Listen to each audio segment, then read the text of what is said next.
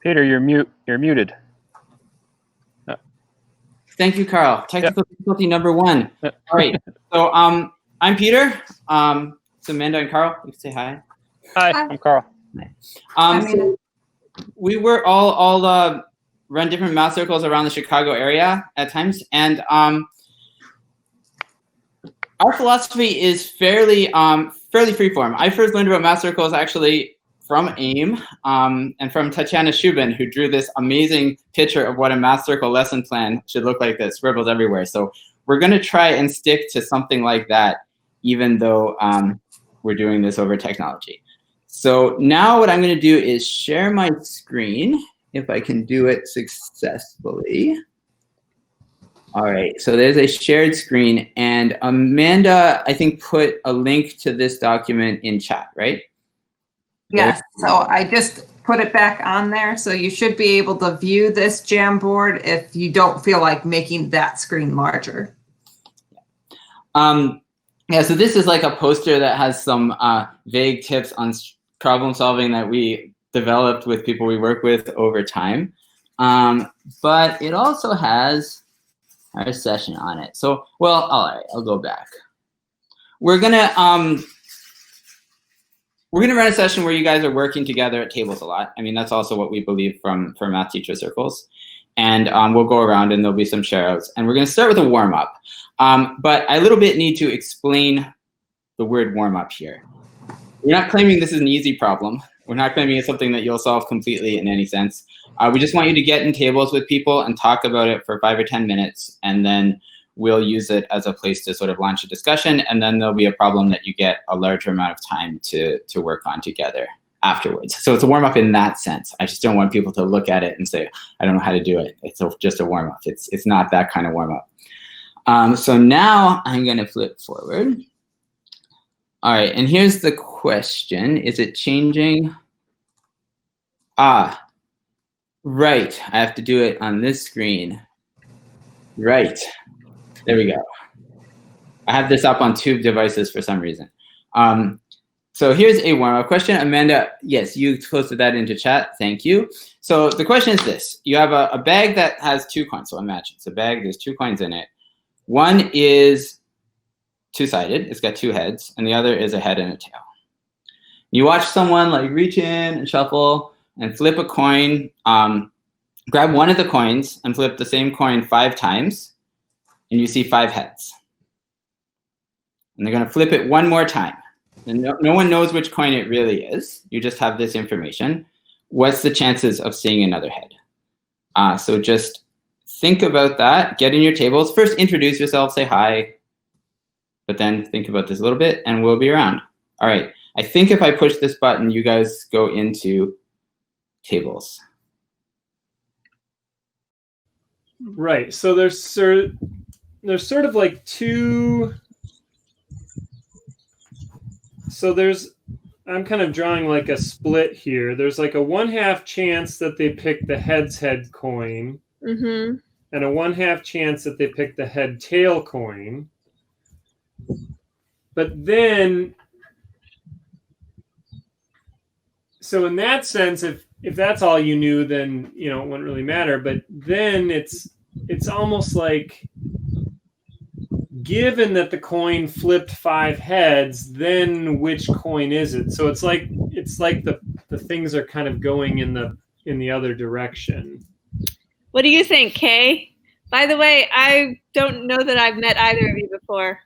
I'm Heather. Nice to meet you. Nice to meet you guys. I'm of the theory with Thomas that the idea, if you've already hit 5, it's already done 5 heads, correct? Mm-hmm. Then we're probably dealing with the heads coin. It seems more likely, yeah. Yeah. But it's not the other way around. Right? It's possible. Right? It's certainly possible. But it's certainly possible, yes. Yeah. So it's not 100%, but I would guess it's like definitely above 90%, right? It's probably like 98% or something. I would think it's sort of like up in the very likely kind of range of. probabilities. Are you? What's your backgrounds, by the way? So I'm a math professor in Iowa. I have been a teacher. I've been a curriculum designer, and currently I'm just continuing to help out my old school. I've worked with AIM a lot. I actually moved across the country, so now I'm in Florida trying to help out Santa Clara schools. Okay. But I've worked with AIM a lot, so when I'm like, hey, when virtual, I guess I can still come. Yeah. That's cool. Good. Very good. I teach middle school in San Diego. Okay. So I wonder if there's a way to quantify how likely it is that it's the heads coin every time it gets a head. Mm-hmm. Because it seems like every time you throw another head, it becomes a little bit more likely that it is the heads coin.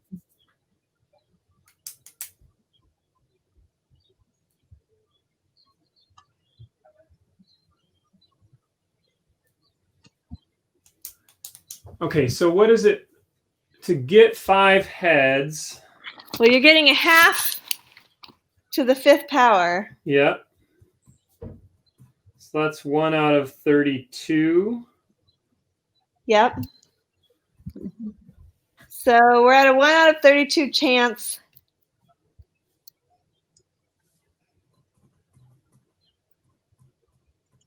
The 5th time we throw it. So it seems like the likelihood is small. Not impossible, but small. Right, right.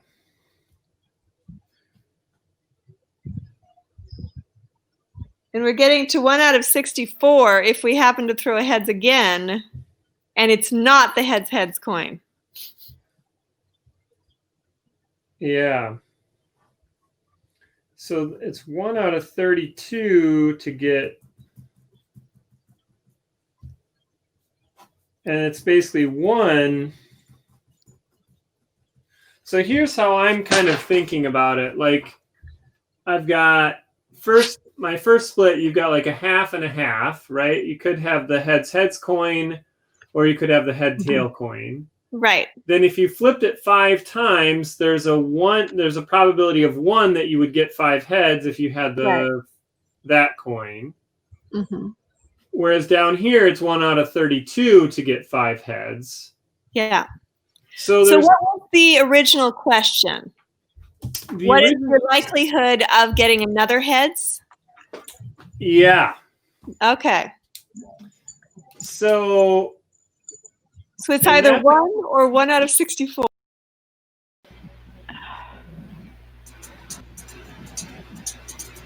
It would have to be heads.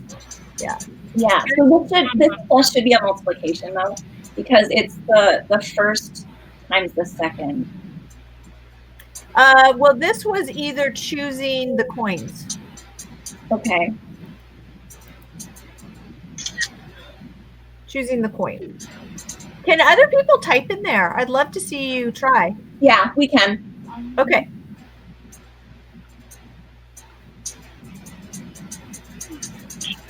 So if you get the head,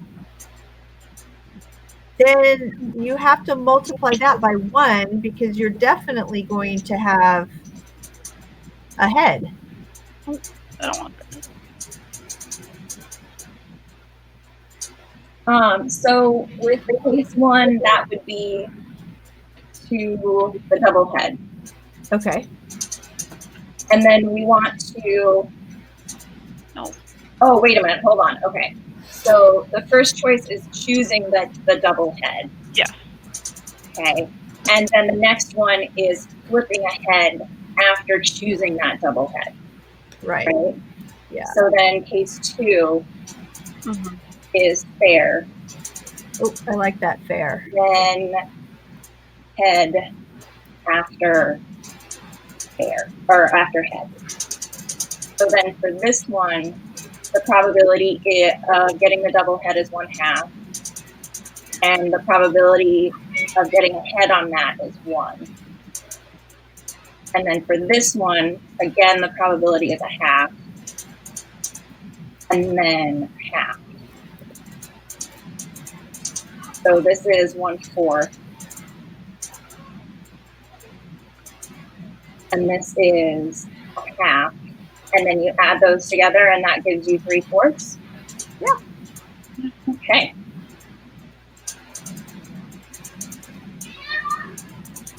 You can't use the tab button because it moves you down. Is that okay? Yeah. There are widgets that you can do in here too, if you guys haven't tried that yet. I'm trying to remember. Oh, where are they? There used to be a button that said more. Ooh. Could it be the 3 dots at the bottom? That leads Yes. to more? Yeah, widgets. Oh, I had to scroll down. Okay. Just if you guys hadn't played in here, yeah, there are templates and widgets and icons. Oh, That's nice. So like flowcharts and stuff.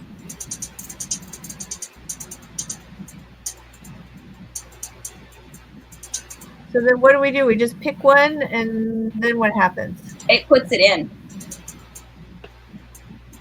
Oh, Oh, okay. More people are writing in here than I saw before.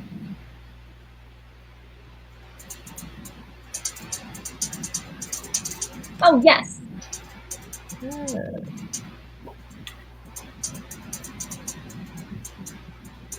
That's the only bad part. Like, if you don't scroll out, you don't see everything. And I don't know. I think you can. I think there's a. I don't know if there's an infinite scroll out or not. I see a bump. Seems pretty infinite to me.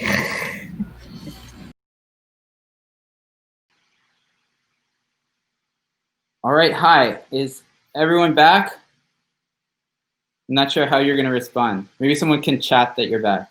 Yes, okay, wonderful. All right, so I didn't make it. Oh, lots of people are back. Wonderful. I didn't make it to very many tables, but I saw some great discussions. So I'm going to just say a few things that people observed, and Karl and Amanda, you can like jump in and tell me if there's more things that happened that I should say, and go over it a bit because we want to spend time on the other one more. So a bunch of groups answered 3/4 in various ways, or at least thought about that answer, sort of on the argument that those 5 flips have already happened. That's all in the past. You don't know which coin you have. And there's a 50-50 chance you have the fair coin and 50-50 chance you have the two-sided. And if you have the fair, it's 100% you're going to see a head. If you have the unfair, it's 100%. If you have the fair, it's 50-50, and that adds up to 75%.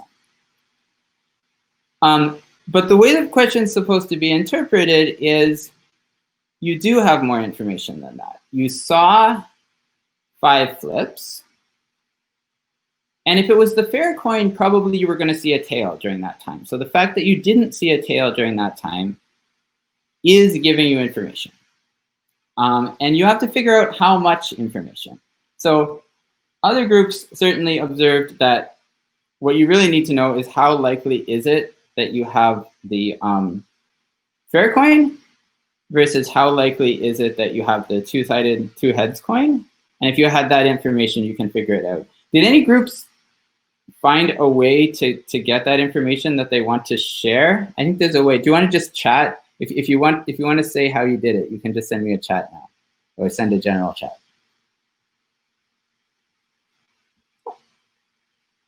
Yeah, well, I'll bring people on stage if anyone wants to say. All right, Kathy, can we bring Kathy on stage?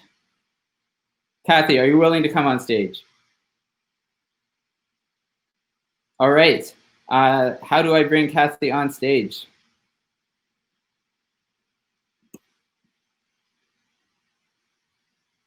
Thank you. Yay! Hello! Hi, Kathy. Hi. All right. Do you want to say what you did?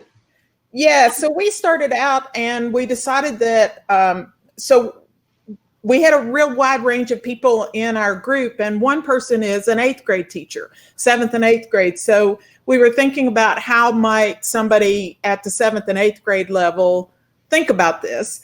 And we started by separating and drawing a tree. You probably can't see it. Here's the beginning of my tree. Oh, no, that's a wonderful tree. I can see it. Yes. Okay, and so we started the tree, but then we figured out, if you look at our whiteboard that we did it on in there, we didn't actually draw all that tree because we split it and we said, well, you had a 50% chance of getting the bad coin, the unfair coin, and a 50% chance of getting the fair coin. So if you got the unfair coin, then it was guaranteed that you were going to shoot heads every time, right? So you got a fair coin and an unfair coin.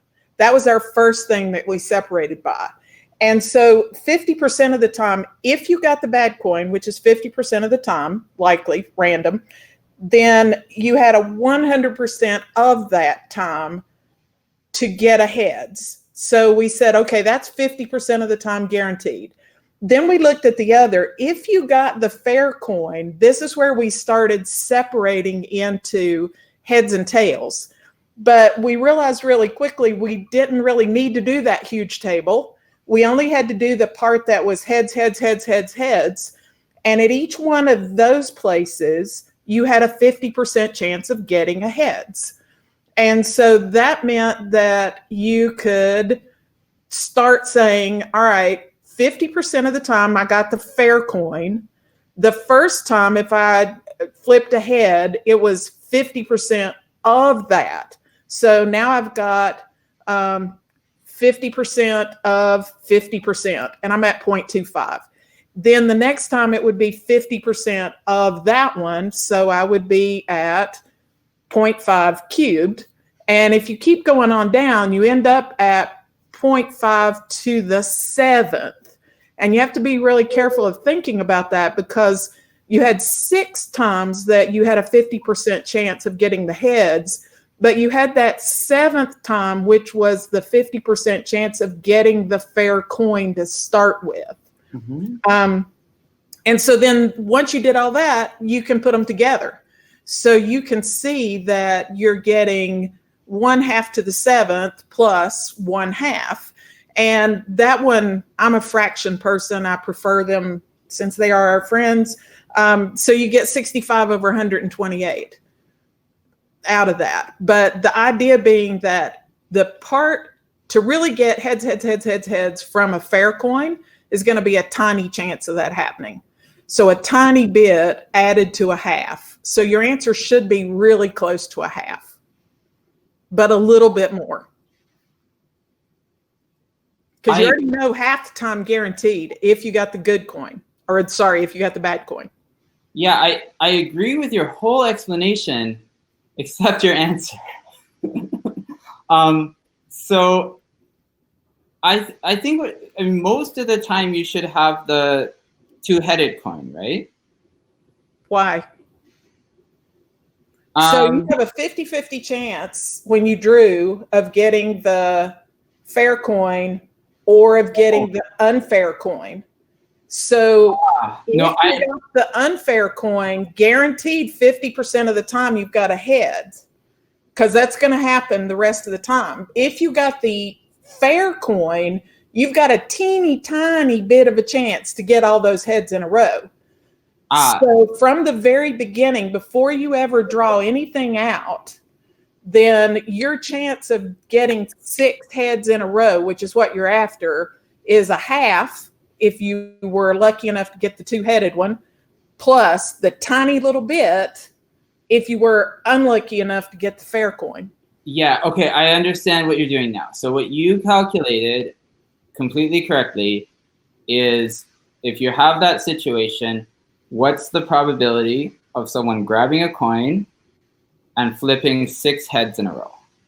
Yes, that's the question we answered. Yes, so you answered, yeah, and that's completely correct. The probability of grabbing a coin and flipping 6 heads in a row is what you got. Right? Yes. But that's not quite what the question asked. The question asked, what's the probability if you know you flipped the first 5 as heads? What's the probability the next one is heads? Right? And for that one, if you have the two-sided coin, it's 100%. Right. And if you have the fair coin, well, it's 50%. Right. So the answer should be somewhere between 50% and 100%. Okay. But it should probably be close to 100%, because if you know you flipped a coin 5 times in a row and it's all heads, and you're looking at that, it's probably the two-sided coin, right? It could be. So the answer is yes, it probably is, but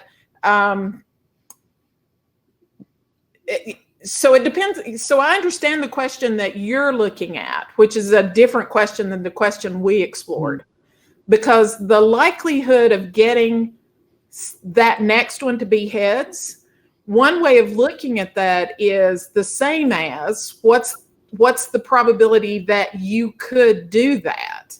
Mm-hmm. So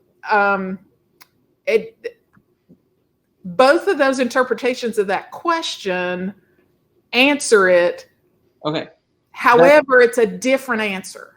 Yeah, and you did a slightly different question, and I love it. I finally got back to checking chat.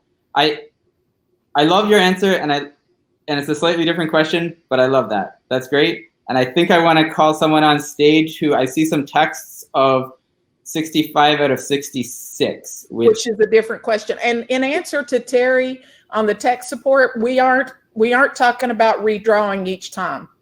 No, I agree. You're talking about the exact same setup, but instead of what's the probability the next one is ahead, what's the probability that it happens and the next one's ahead? Yes. Yeah, I agree, and I love your answer. It's just a slightly different question. Who got 55 out of 66 wants to come on stage?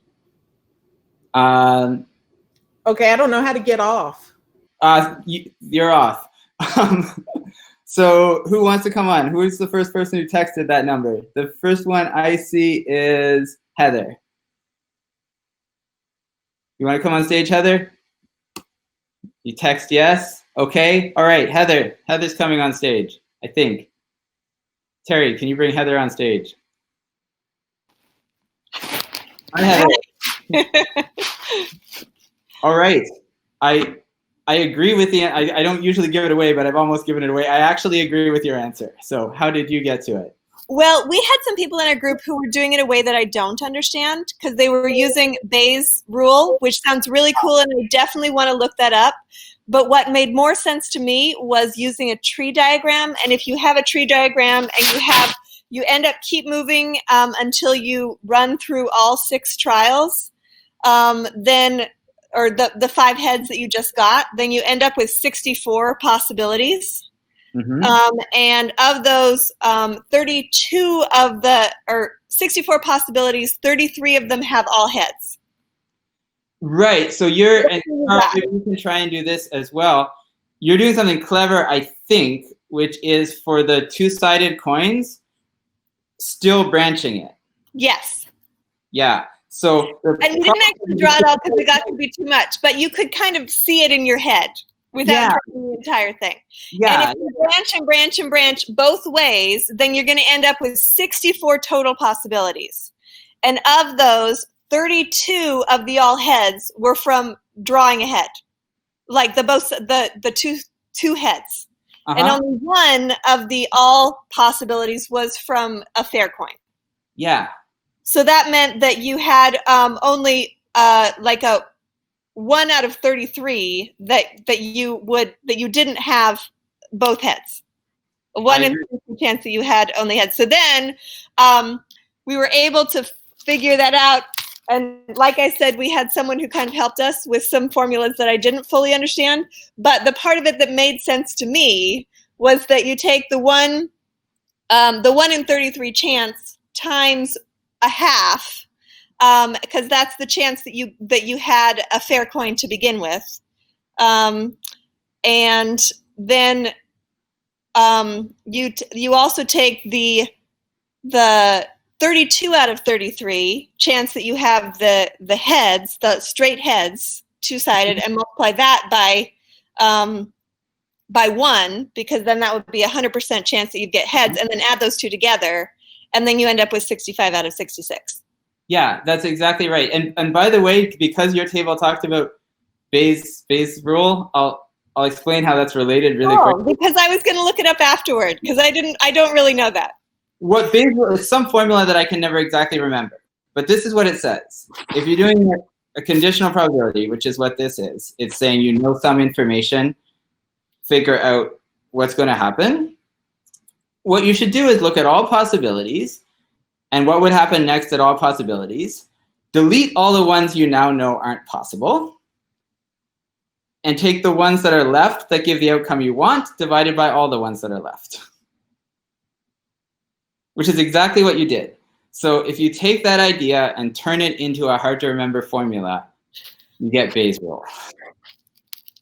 And I'm going to draw. Karl, you are on the Jamboard, right?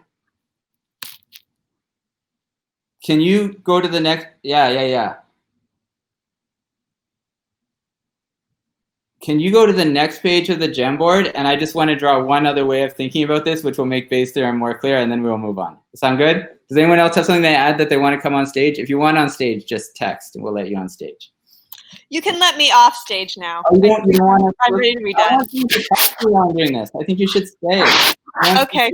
All right. All right. Here's a way of doing it. I love the tree way, and the tree way is very natural. But here's a way that I don't know. In some other ways I like. So I drew a square, right? For some reason, and I say there's some probability that we have the fair coin, and some probability we have the unfair coin. Okay. And I'm going to make those rectangles. If we have the unfair coin, we definitely get 5 heads. Right? If we get the fair coin, there's only a 1 in 32. We get 5 heads. You agree? Yes. And then we're going to flip it one more time. And so, well, all of this area we're going to see a head. And why can't I draw anymore? Karl, you can draw a diagonal line across that little rectangle for me if you can. All of that area you see heads and half of that area. So the probability should be the area where you see heads divided by the area that's left, where all of this. Cross out that top right big rectangle for me, Karl. Just scribble in it. Yeah. And this is even more precisely what Bayes' theorem says. It says the probability is the probability of getting what you're expecting sort of out of the area that's left, just divided by the area that's left, and you delete what's not. It's precisely what that theorem says. But the point of doing this, and one reason I love this question is there's no reason to store that formula in your mind as a hard to remember formula. It's saying something very meaningful in geometric or very meaningful in combinatorial if you do it with a tree. So, thank you for bringing that up. All right, you can go off stage now. Thank you, Heather. Thank you. That was great. All right, and now there's one other thing I want to say about that question, which is nobody actually did it the way in sort of the math circle I run, we would have most encouraged. So let's go to the, I'm just gonna have to talk, and Karl, you can try and write whatever I say as best you can on the Jamboard. But what we always encourage is do the easier problems first. And what's the easier versions of this problem? Well, flipping 5 times is a lot of flips. It's a lot of information. You can reduce that. Why is my iPad making noise? So the easiest question is, what if you don't get that information at all? What if it's just you see those 2 coins and you bring them out and you flip one of them? Well, then it's 50-50. And then you can think about what's the chance, like what happens if I see 1 head? Well, then you can think through, now this 2/3 of the time I should be looking at the unfair coin, and I'll leave that as an exercise to figure out why it's 2/3. So you get 2/3 times 1 plus 1/3 times 50-50, and you can work it out with pattern recognition. So that's that's maybe the solution we would most encourage, although all the solutions are great. So I just wanted to say that. If you look back at our poster on Jamboard slide 1, that's somehow written in super big.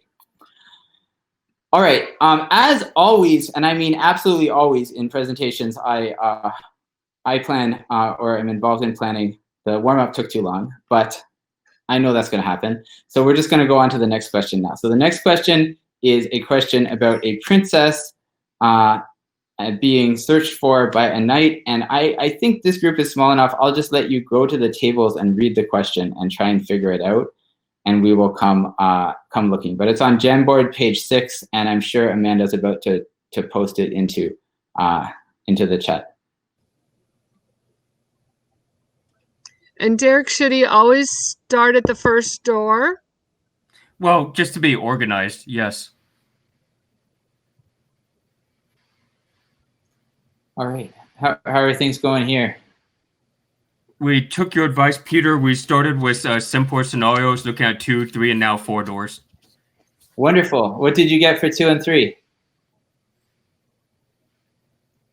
I think both were optimal at two knocks, oddly enough.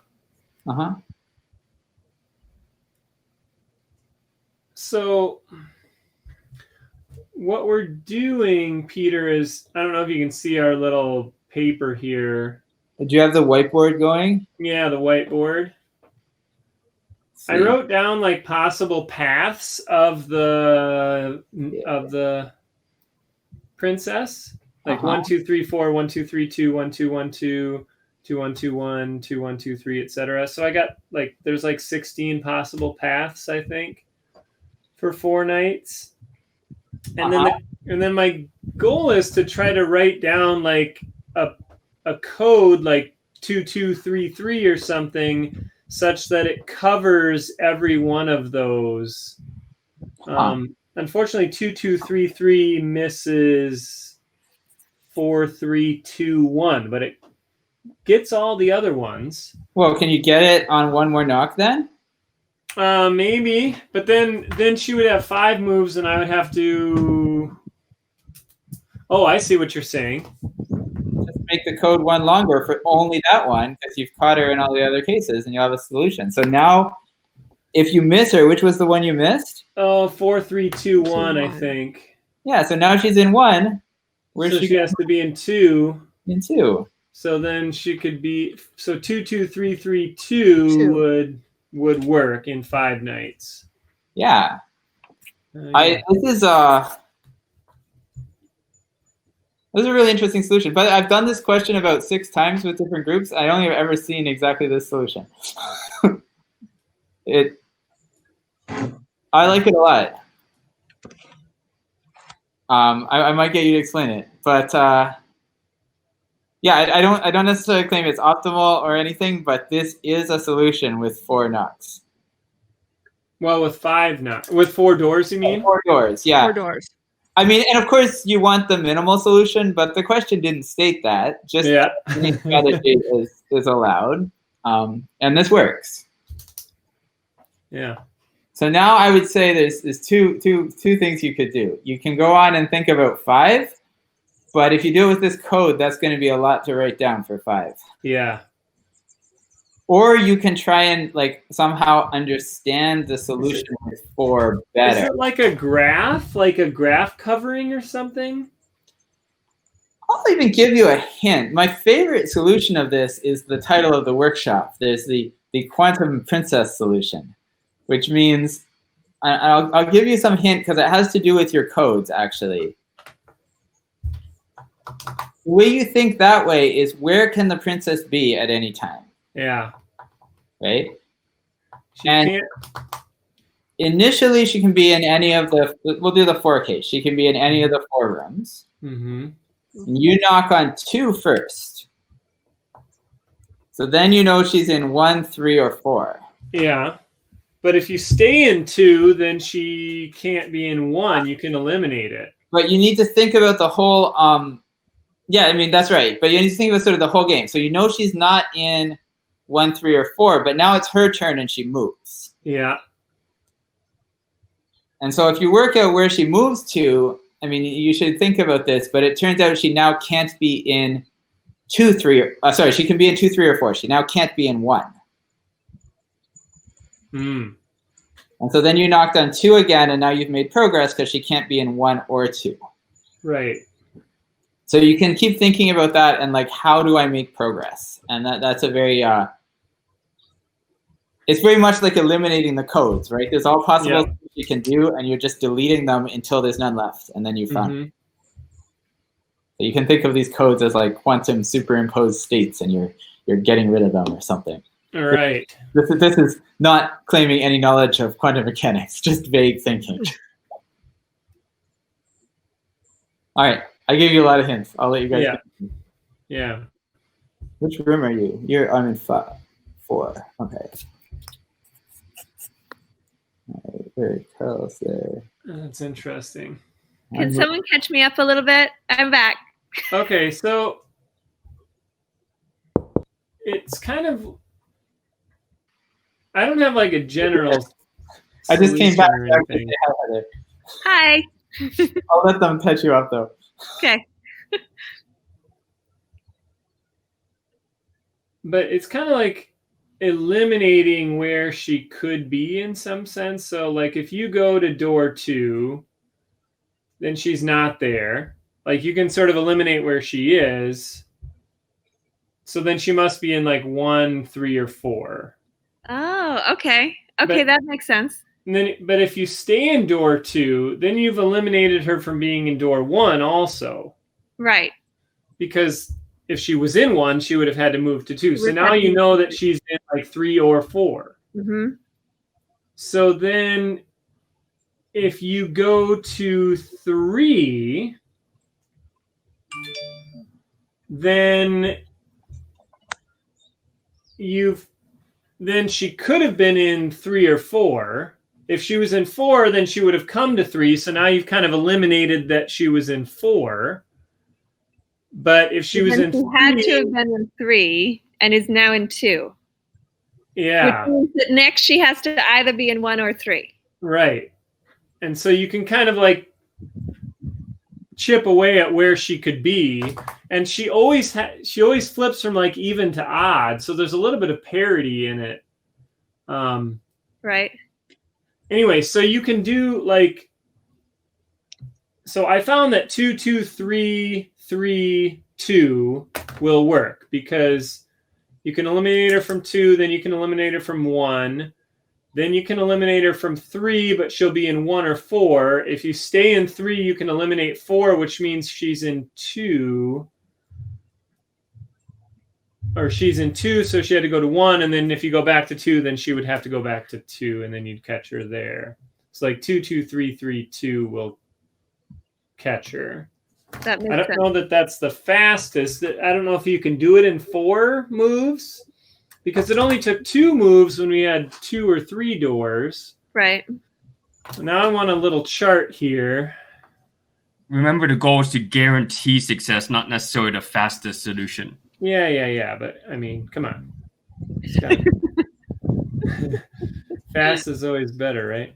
So if there's one door, it takes 1 guess. If there's 2 doors, it takes 2 guesses. If there's 3 doors, it takes 2 guesses. If there's 4 doors, it took us 5 guesses. But maybe that's not optimal. It might not be, though it also might be because, I mean, it could be growing a much faster in the number of options you have. Yeah. Because we only had 6 options. We had only 2 options, then 6 options, and now we have 16 options. Right. It's growing very fast. Yeah, it almost feels like a Fibonacci kind of It does kind of.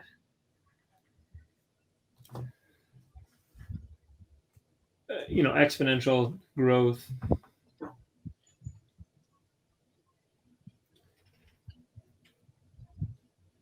But what is the original problem? There's like 10 doors. 10 doors is the original problem, and we figured out for 4. So what can we learn from that? I mean, could we use a similar pattern like 2, 2, 3, 3, 4, 4, 3 or something like that? Or yeah, so the problem is every time you move to the right, there's a chance she could sneak back to the left, right? Like, so there's this. Hence why I recommended knocking twice on each door. Yeah. Yeah, I mean, you definitely have to. I mean, I definitely see what you're doing as far as the knocking twice in order to ensure that she's there or she's not there and she's not next to it. And the ends, when she's at the ends of the row, that's when you can get the most information because she can only go one direction.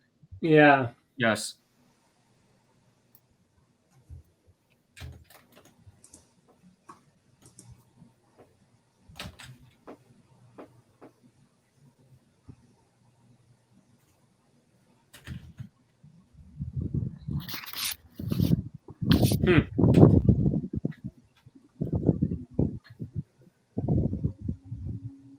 Okay, did you have other thoughts on this problem? I started looking at 5. Oh. So if she knocks at door, if he knocks at door 3, then he could catch her in 3 knocks. 1, 2, 3, 1, 2, 4 knocks, as long as she doesn't double back. If you only knocked on door 3. So then you have to consider if he hasn't caught her in those 4 knocks, he has to start knocking either to the left or the right because she's in a loop going between 1 and 2 or 4 and 5. That's a good point. I was just noticing the same thing on this one. On the other one, if we wanted to catch her faster, potentially, knocking on 2 or 3 will catch her almost every time within the 4. The only exceptions are the 1, 2, 1, 2 loop, or the 3, 4, 3, 4 loop. Yeah. So other than the ends,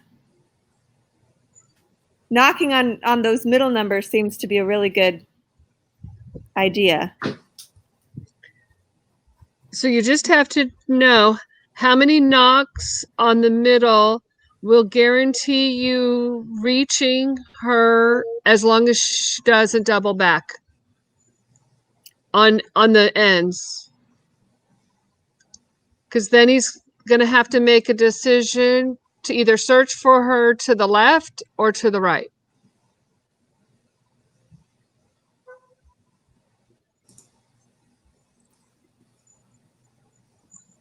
That all sounds correct. Like in the four one, I could, if I chose to knock on 3, for example, I would catch her within 3 moves for every option except for 1, 2, 1, 2, that loop, 1, 2, 1, 2, 2, 1, 2, 1, or the 2, 1, 2, 3.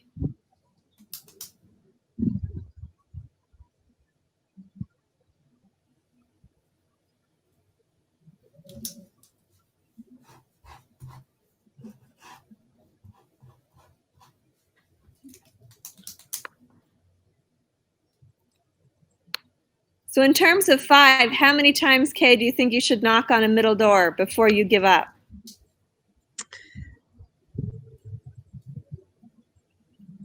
One, 2. You have to hit 4. Because if she was in one or 2, you'd hit her within the 4. It's if she was in 4, then the first knock would send her, you would get her. Oh no, 3. So she'd be in 4. She goes to 5. She has to come back to 4. If she keeps going to 3, that would be the 4th knock. So if she hasn't appeared there, then she's on the ends.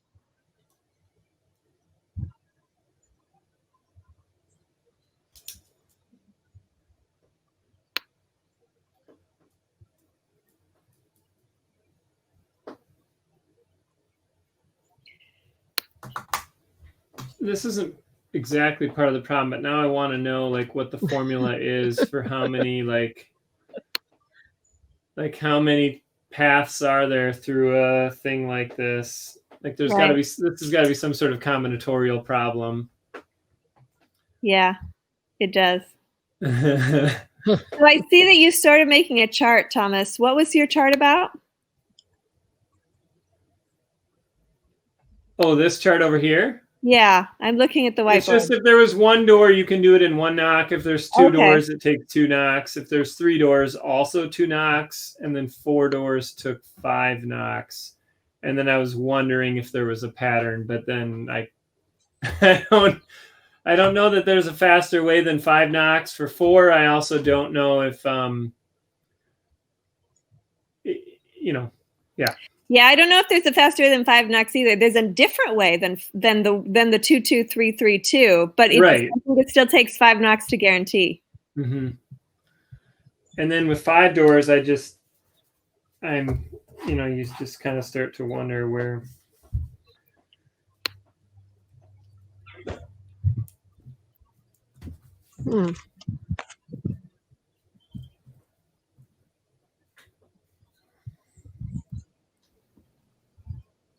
There might be a complication if there's an even and odd number of doors as well. That does seem like it would change it, yes. For one thing, with the even number of doors, there isn't a middle door.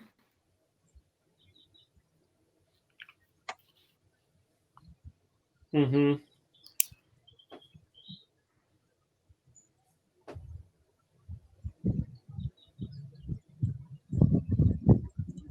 I'm thinking 7 knocks on 5 doors.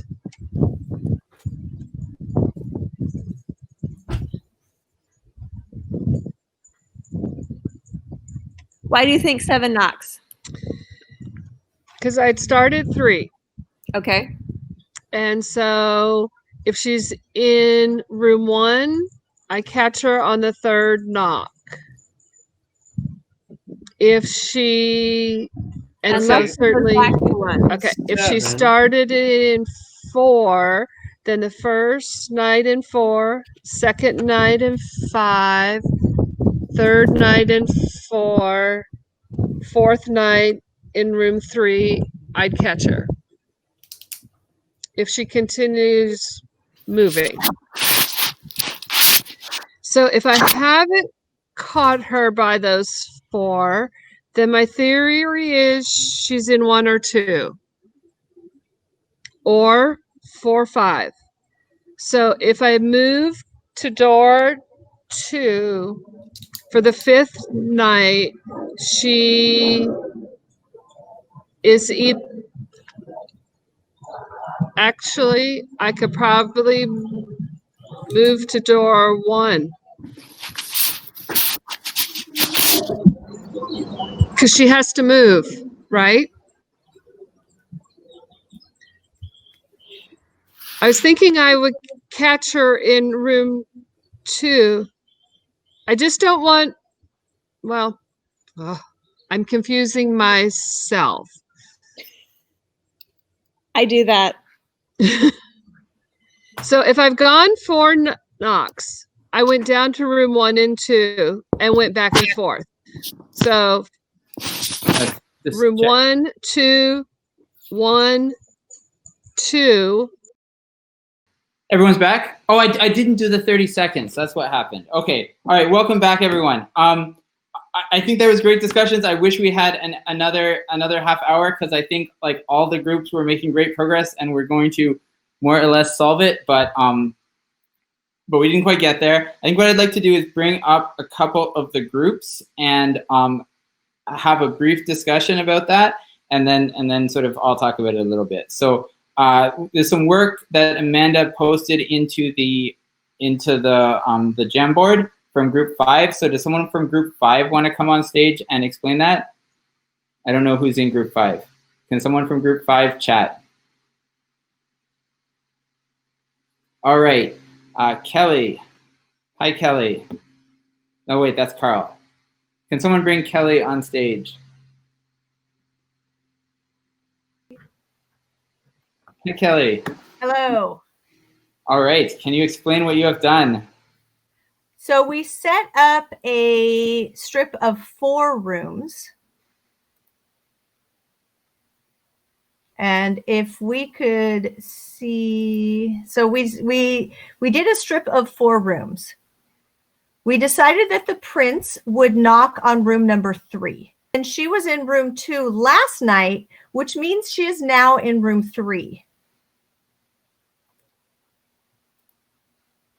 And then you catch her. We knock on room 2 again, because if she was in 3 and moved to 2, we've caught her. If she didn't move to 2, then she had to move to 4. The next night we knock on room 3 and we've caught her. Wonderful. Yes. And by the way, you've just, this solution actually fully explains why I call this the quantum princess problem. So the way I like to think about it is there's this superimposition. There's 4 princesses, 1 in each of the rooms. And when you knock on door 3, you destroy that state. There's no longer a princess in room 3. Yeah. And then it's your turn to move. So no princess can move from 3 to 4. They can move in all other directions. So then you get a state which you didn't show where she's in 1, 2, or 3, but not 4. Yes. Then you knock on 3 again, and she's in 1 or 2. Yes. But then that turns into 1, 2, or 3, I think. And then you knock on 1 and get her, and then, you need to knock 1 more time, right? Yes. You need to knock on 3 again at the very end to catch her the last time. Yes. Yeah. So this solution is why I call this the quantum princess question. I draw it the way Karl's drawing it, where by putting a big strip of these things, but it's great. Did you guys think about how this might generalize to a bigger case? No, we were cut off when we were at that point. Yeah, as I said, the timing is not perfect, but the timing is never perfect. This does generalize, but the 5 case has some interesting things to think about too. All right, thank you. I think I was going to have Group 4 come up on stage as well, if they could. So thank you, Kelly. We can kick you off stage if that's okay. All right, who is there from Group 4 who is going to come on stage? All right, so can you explain what you did? Okay, so you kind of came to our group and helped us kind of see what you meant. And so I was able to get that to work for 5 rooms, but originally we did something different. Which, let me see if I can get this to paste. Oh boy, is this going to paste in the chat? Maybe. Yes. So I just wrote down like all the possible paths that could be taken. And then I was kind of curious as if there's some sort of combinatorial formula for how many like paths there are given a certain number of nights. And then I just sort of tried to cover them. Like, so I think originally I did like 2, 2, 3, 3 or something. And that will catch like almost all of them. In fact, it catches all of them except for one of them, I think. Yeah, except you missed maybe 1. Yeah, except for 4, 3, 2, 1. So then if it was 4, 3, 2, 1, then she would be in room 2. So then you can go 2, 2, 3, 3, 2, and then that'll catch her the next time or whatever. So it must be the case that if you had 5 if you took 5 nights and wrote out all the paths, that 2, 2, 3, 3, 2 would cover all 5 of them, like at least one of the nights or whatever. You'd have to, it would be a different solution, but you would be able to look for something that covers them all. Exactly. Yeah. So that was kind of nice. But it comes down to, can you like enumerate all the possible paths and then pick a path that that intersects, right? You need a path that intersects every other path.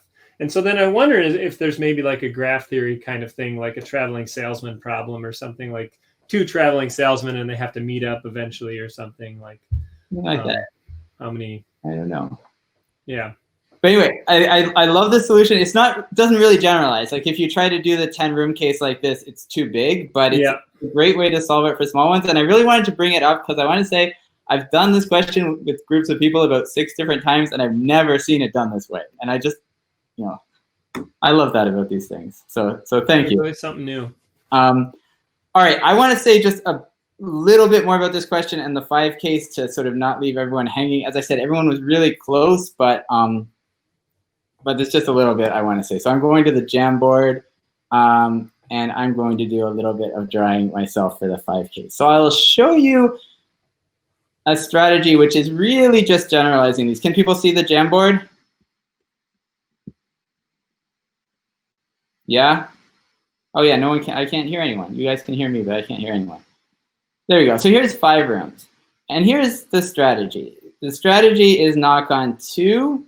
And in fact, with the 4 one, you'll find that the second knock on room 2 wasn't relevant. Let me do better notation. You knock on 2 first, then you knock on 3, then you knock on 4, then you knock on 4 again, and 3, and 2. And why does this work? This works. Let's put princesses like everywhere. So princess, princess, princess, princess, princess.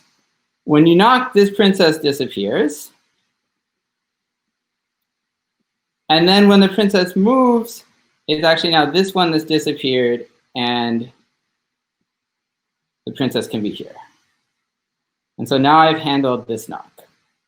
Now you knock again, and what you sort of find is the only thing that can help is to get rid of this princess.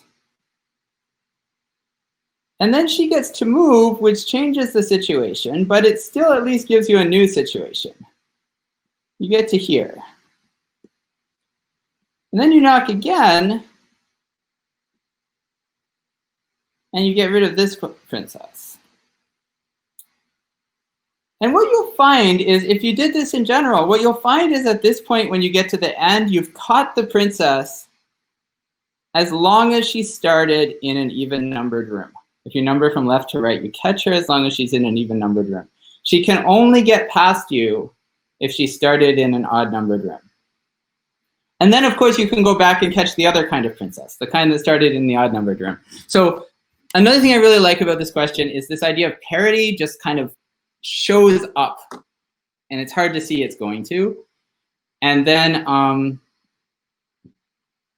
well, I don't know, just that there's this unexpected fact that there's somehow 2 different possibilities for the princess. Like maybe one way of saying the observation is there could have been 2 princesses living in this hallway, and they would never meet. If one started in an odd numbered room and one started in an even room, they would never meet. And so in some sense, the strategy should be to look for the 2 times separately, something like that. All right, we're extremely low on time. With our master goals, we almost always end with a little bit of reflection. Should we go into, so flip to the very last, second last page, page 19 of this Jamboard. This is how we always end. Just a very brief reflection. What did you learn today, or what observations did you come up with today, or insights about either math or teaching or problem solving? So maybe what we'll do, since we're down to only 5 minutes, is everyone take like 1 minute to think about this. I'm not sure if we should turn off presentation or not. Karl or Amanda can weigh in on that. But just think for a minute, and then we'll have like a chat sharing session. So just start sharing in chat, and we'll post it here, and we'll see what we come up with. Amanda, what's your? I think they should go back to their rooms and discuss, but then write what they discuss in the chat. That way, then we can all see it, but they also have a small group area. We'll just have a general chat while still at the table is finished. I love it. Good solution. So we'll do presentation off. Bye-bye, but I'll see you in the chat. Hi, everyone. I just wanted to, acknowledge that the session is over now. Thank you for working with us. I thought it was great. And yeah, let's do some clapping. Yeah. Yay. And hopefully we'll see you around in some other sessions. We're, Karl and I are doing a session with the local Wednesday tomorrow, if you want to look that up, if you want to do some more of this strange stuff with us. Donna, I'll get that. I'll put it in the chat. The last problem. You can also send a link to just that Jamboard so people can see all the scribbles too. It's on the last page of the Jamboard. There you go. All right. Thanks all. Thanks, everybody. Yeah. Good work.